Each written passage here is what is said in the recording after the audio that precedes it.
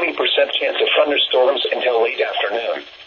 Highs in the mid-80s. Northwest winds 5 to 15 miles an hour. Saturday night, partly cloudy. Lows around 60.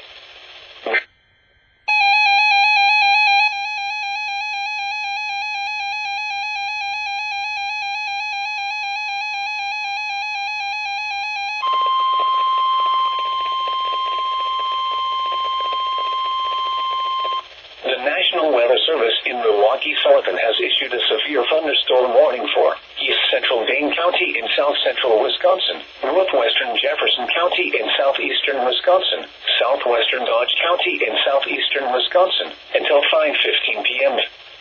At 4:32 p.m., a severe thunderstorm was located near Waterloo, moving south at 20 miles an hour. Hazard, 60 miles an hour wind gusts and quarter-size hail. Source, radar indicated. Impact, hail damage to vehicles is expected. Expect wind damage to roofs, siding, and trees. Locations impacted include Lake Mills,